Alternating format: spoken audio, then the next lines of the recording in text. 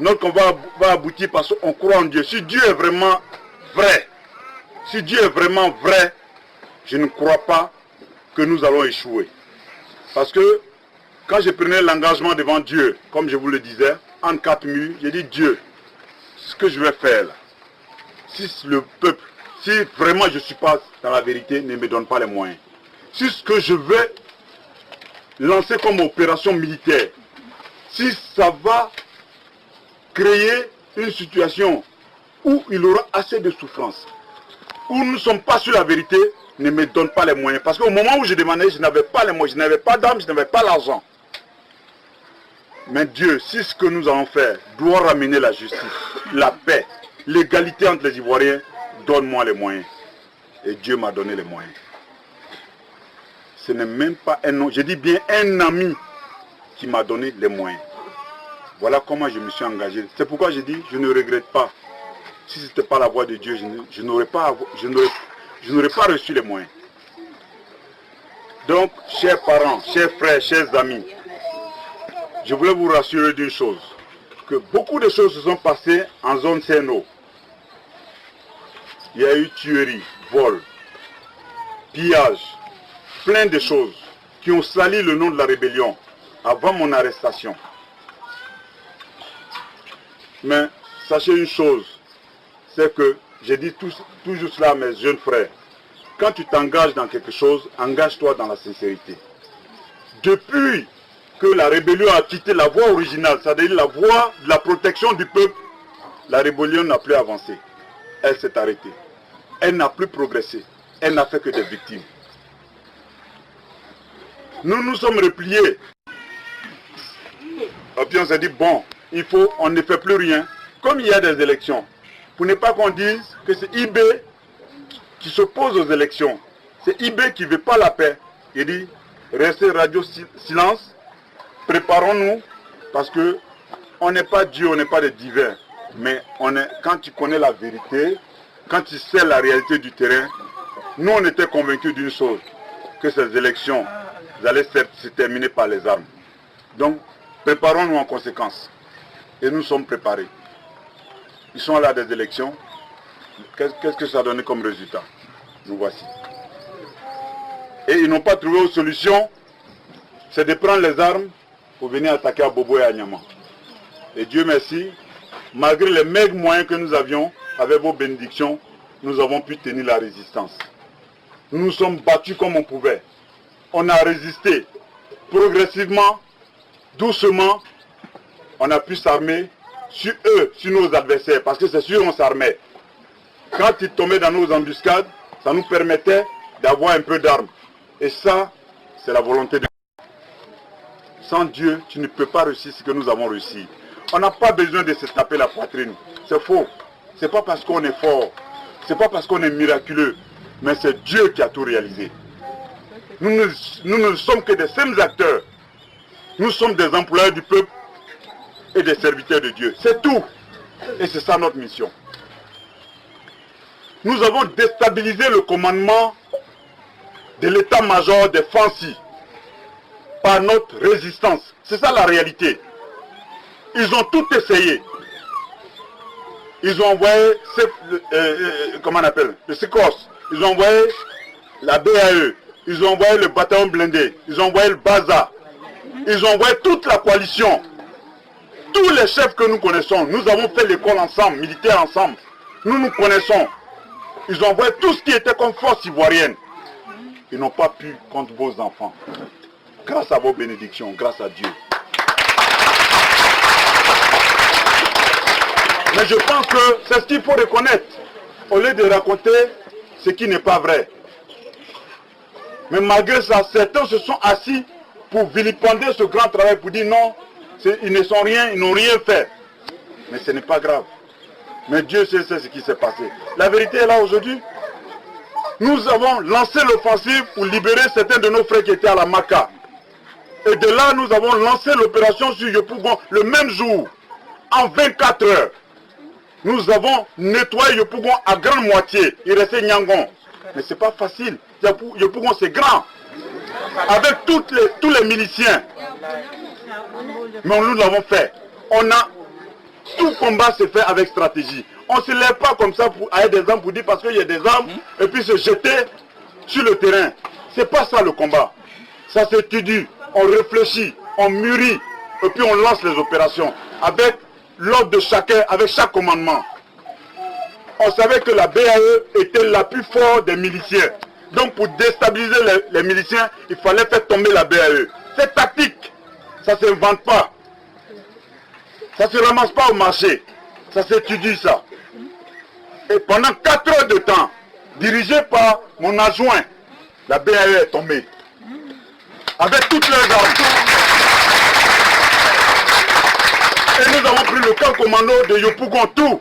Et on a sécurisé Andokwa. Et à grande surprise, vers 19h, on apprend qu'il y a une colonne qui arrive sur l'autoroute. On ne nous dit rien. On ne m'appelle pas pour me dire, IB, tes frères arrivent, ou bien tant. Rien. Parce qu'ils ont des grosses armes. Ils ont été armés par d'autres personnes. Ils arrivent. Les éléments m'ont dit non, mais ils ont appelé Boué m'a appelé, il dit non, qu'est-ce qu'on fait? Nous, on ne peut pas les laisser rentrer. J'ai dit non. Ne donnez pas l'occasion aux gens de dire que nous sommes responsables d'une bavure. J'ai dit laissez-les rentrer. J'ai dit je ne pense pas qu'ils viennent contre nous. Parce que ce n'est pas nos ennemis. S'ils viennent, ils ont peut-être une mission, mais je ne pense pas qu'ils viennent contre nous. Laissez-les rentrer. Sinon, ils ne pouvaient pas rentrer. Si de l'armée ivoirienne et tous ces chars n'ont pas pu rentrer ici, ce n'est pas eux qui allaient rentrer par là-bas. Franchement. C'est une réalité. Nous les avons laissés rentrer. Ils sont rentrés en fanfare. Avec des cinquantaines de 4x4. Et les grosses armes dessus. Ils foncent directement sur le camp Agban. Ils foncent sur la télévision. Ils pilonnent pendant des heures, toute la nuit. Et le matin, ils sont fatigués. Ils n'ont pas atteint aucune cible. Les gens les ont laissés pilonner tactiquement. Et après, ils ont lancé la riposte contre eux. La débandade, ils ne connaissent même pas Abidjan. D'autres, c'est du village, ils sont venus, on les a habillés, ils viennent. Ils sont perdus. On les chasse jusqu'à sur l'autoroute. Ils retournent encore. Nous sommes obligés de prendre, allez-y, à la mairie. Plein de blessés, l'hôpital est plein de blessés et de morts. Est-ce que ça c'est normal de prendre les enfants des gens pour les envoyer à l'abattoir? Vous arrivez dans un village, il y a un chef de village qui est là. Le minimum, allez-y lui dire bonjour. Et puis lui dit, bon nous sommes arrivés, qu'est-ce qu'on peut faire ensemble? C'est le minimum. Mais non. Les messieurs tout-puissants nous veulent nous écraser. Mais ils oublient que Dieu est derrière nous et que vous êtes derrière nous. Tactiquement, moi j'ai dit à mes hommes de replier. Nous avons pris le côté Yopougon, Andokwa et zone industrielle. Nous avons sécurisé ce côté. Et nos côtés habituels, notre base ici. Et on s'est mis en stand-by. On s'est mis à préparer nos troupes parce qu'on sait que la suite, ça ne sera pas facile. On s'est mis au repos en préparant nos hommes psychologiquement et nous les avons laissé le terrain. Comme ils sont venus pour libérer Abidjan, nous les avons laissé le terrain. Mais nous sommes où aujourd'hui? Des milliers de morts. Ils ne peuvent pas avancer. J'ai de faire ça. Chers parents, nous n'avons empêché personne. Nous n'avons chassé personne de la télévision. Ils n'ont pas pris la télévision, ils ont raconté à tout le monde qu'ils ont pris la télévision. Mais la vérité là, c'est fini toujours par sortir. Ils n'ont pas pris Agban, ils disent qu'ils ont pilonné, ils ont pris Agban. Agban est toujours là. Babou est toujours chez lui et il a la bouche. Il continue de dire ce qu'il veut. Je vous jure, si nos frères nous avaient consultés, ou bien si nos frères nous avaient laissé 48 heures, chers parents, je vous dis bien 48 heures, l'opération que nous avons lancée sur Yopougon, c'était tactique. 48 heures, je vous jure, Babou ne serait plus au pouvoir aujourd'hui. La base de Babou, c'est les miliciens de Yopougon. C'est la plus grande base. On avait presque fini de neutraliser. C'était fini. C'était fini. Il n'y avait plus rien. Mais malheureusement, Pour ne pas qu'on dise que c'est le commandant invisible qui a fait le boulot, qui a nettoyé le pays pour permettre au président Alassane Ouattara de s'asseoir, il faut gâter leur travail et venir voler la vedette. Mais Dieu n'aime pas le mensonge. Dieu n'aime pas le mensonge, mais malheureusement, ceux qui sont à la base de ça sont là, mais c'est nos pauvres enfants qui meurent. C'est ça le drame. Donc, pour raccourcir un peu mon discours, c'est pour vous dire que je n'ai pas besoin de poste ministériel. Je n'ai pas besoin, je n'ai jamais discuté avec qui que ce soit pour un poste de chef d'état-major. C'est le dernier de mes soucis. Et 3, je n'ai aucun problème avec le président Alassane Ouattara. Il y a eu des élections. Il y a quelqu'un qui a été élu, c'est lui. Mais pourquoi moi je vais m'opposer à ce fait, au fait qu'il ne soit pas président? Pourquoi? Hier ou avant-hier, j'ai reçu les imams ici et les chefs du quartier. À leur présence, j'ai composé le numéro du docteur Alassane Ouattara, ils sont là. Et j'ai mis sur haut-parleur. Devant eux-mêmes, j'ai parlé avec. Il était en réunion, donc j'ai parlé avec son aide de camp, le commandant Diarra-Souba. Dans nos causeries, ils ont compris qu'il y ait une affinité entre nous. C'est-à-dire on s'est parlé comme si c'était la routine. J'ai dit, si le grand frère finit, dis-lui de me rappeler parce que je suis avec les vieux, ils vont lui parler. Il dit, il n'y a pas de problème. Je leur ai donné son numéro direct. Mais si tu ne parles pas avec quelqu'un, est-ce que tu peux faire ça? Je vous demande, gardez votre calme, gardez votre sérénité.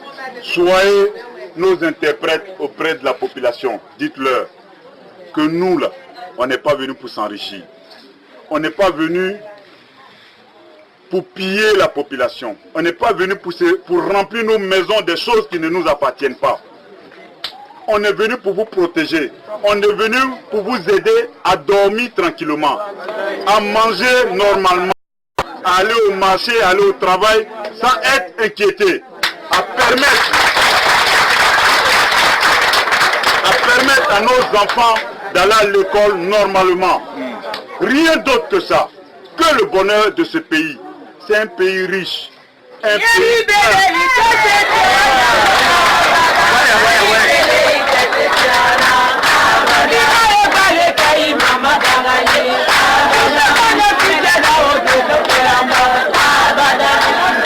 Donc vraiment, je suis très heureux, très à l'aise de vous parler.